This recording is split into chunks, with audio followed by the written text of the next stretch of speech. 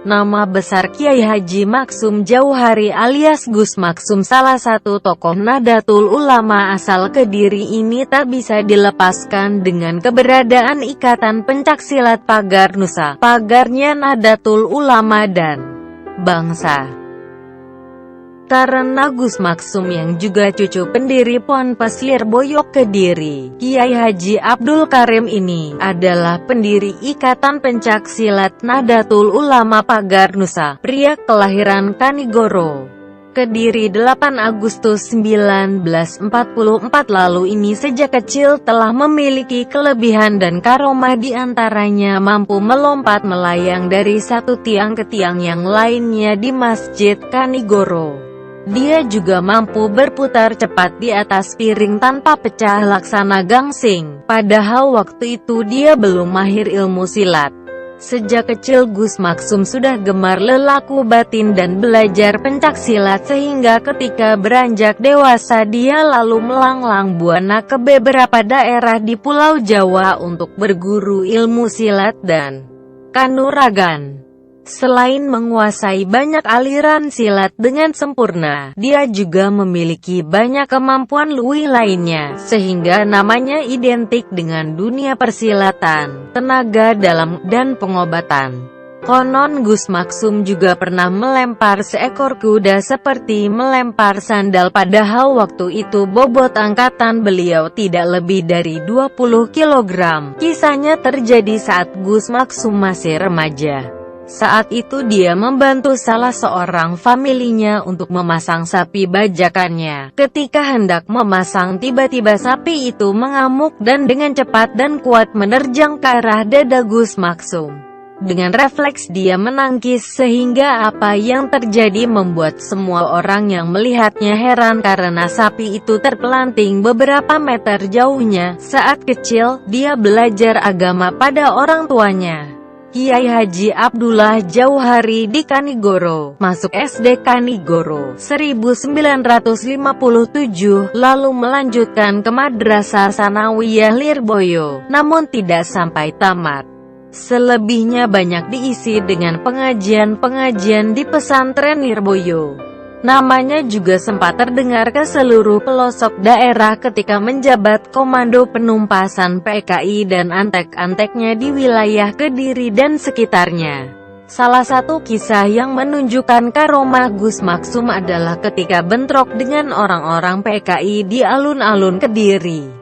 Gus Maksum yang waktu itu sangat muda usianya mampu mengalahkan belasan orang-orang PKI sendirian. Setiap bacokan dan tebasan senjata tidak pernah bisa mengenai tubuh dia.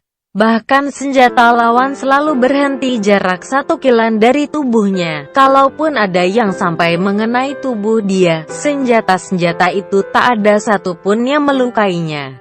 Dalam pertarungan itu Gus Maksum bukan hanya menggunakan olah kanuragan tapi juga dengan olah batinnya. Gus Maksum juga dikenal dengan penampilan nyantriknya karena berambut gondrong, jenggot dan kumis panjang. Dia juga bersarung setinggi lutut, memakai bakiak, berpakaian seadanya, dan tidak makan nasi. Sikapnya tegas. Karena itulah namanya banyak digandrungi anak-anak muda Penampilan Gus Maksum dengan rambut gondrongnya bukan sekedar gaya atau hobi semata, tapi rambut gondrongnya itu merupakan sebuah ijazah yang didapat dari gurunya yaitu Habib Baharun Merikan Kediri. Hasil dari pengamalan itu sering terjadi keanehan-keanehan terkait dengan rambutnya. Di antaranya rambut Gus Maksum bisa berdiri, bisa mengeluarkan api, serta tidak mempan dipotong. Bukti daripada itu adalah pada dekade 1970-an dia pernah terjaring razia rambut panjang. Namun terjadi keanehan, setiap kali aparat menggunting rambutnya, rambut itu tidak terpotong. Bahkan setiap gunting yang tajam beradu dengan rambut beliau selalu mengeluarkan percikan api. Menanggapi kejadian tersebut dalam berbagai kesempatan, Gus Maksum hanya berkata semua hanyalah kebetulan saja dan berkat pertolongan Allah SWT sebelum mendirikan Pagar Nusa. Kelebihan dan karomah Gus Maksum muda teruji ketika diundang menghadiri pertandingan silat di Kediri Timur. Saat itu dia bertarung melawan pendekar silat dari berbagai macam aliran silat yang sudah berkumpul di situ. Karena telah memiliki bekal dan kemampuan yang terlatih sejak kecil, Gus Maksum mampu mengalahkan puluhan pesilat sendirian.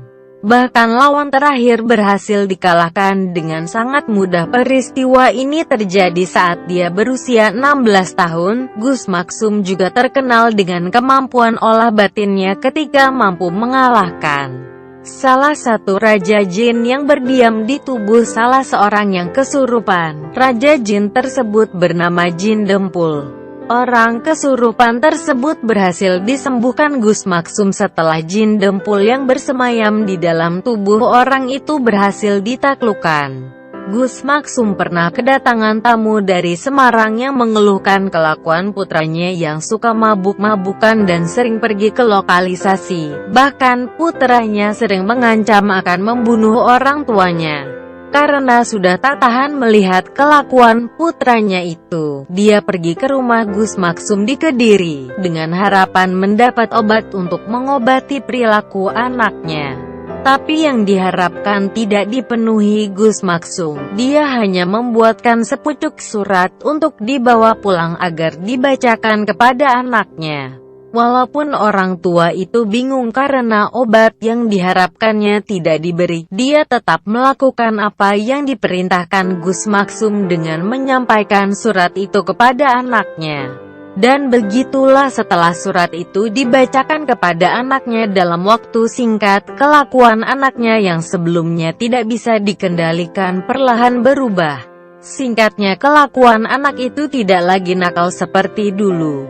Kelebihan lainnya dari Gus Maksum adalah saat NU masih menjadi partai sering bentrok dengan masa LDII dulu bernama Darul Hadid, waktu itu termasuk underbow dari Golkar. Suatu ketika masa LDII, Golkar berkonvoi melewati jalan depan pesantren Lirboyo. Saat itu Gus Maksum sedang menerima tamu. Ketika arak-arakan itu sampai depan dalam Gus Maksum, beliau langsung keluar karena mendengar bising suara knalpot dan klakson kendaraan yang memekakan telinga. Melihat gelagat yang kurang baik ini, secara refleks Gus Maksum mengacungkan jari telunjuknya ke arah mereka. Keajaiban pun terjadi dengan serta-merta seluruh ban kendaraan yang mereka tumpangi bocor secara serentak. Karena bannya bocor, rombongan konvoi itu tidak bisa melanjutkan arak-arakan. Akhirnya terpaksa mereka pulang dengan mendorong kendaraannya masing-masing.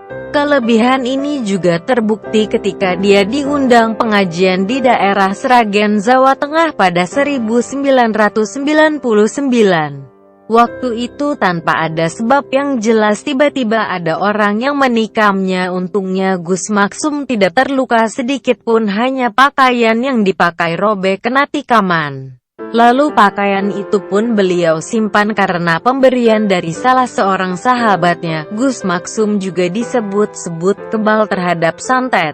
Sudah tidak terhitung banyaknya dukun santet yang pernah dihadapi. Sejak kecil Gus Maksum sudah terbiasa menghadapi berbagai macam-macam aliran ilmu santet. Beliau juga tidak segan-segan untuk menantang para dukun santet secara terang-terangan. Hal itu dilakukan karena santet menurut Gus Maksum termasuk kemungkaran yang harus dilawan. Kekebalan Gus Maksum terhadap santet juga sudah pembawaan sejak lahir, karena dia masih keturunan Kiai Hasan Besari, Ponorogo. Menurut Gus Maksum, sebagai muslim tidak perlu khawatir terhadap santet, karena santet hanya bisa dilakukan oleh orang-orang kufur atau murtad.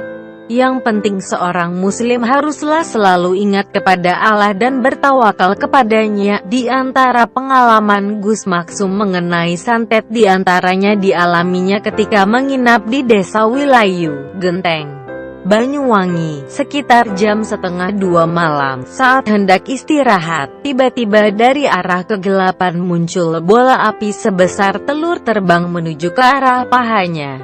Dengan santai Gus Maksum membiarkan bola api itu mendekatinya. Ketika bola api itu sampai ke paha, dia cuma tanya, "Banyol ta, mau bercanda ya?" Seketika itu juga bola api itu melesat pergi di tengah kegelapan malam. Satu lagi kejadian yang pernah dialaminya, ketika bermalam di desa Kraton Rangga saat Gus Maksum beristirahat, dia didatangi kerajaan yang berusaha mencekiknya, tetapi usaha itu dibiarkannya saja. Setelah beberapa lama baru ditanya Gus Maksum, "Mau main-main ya?"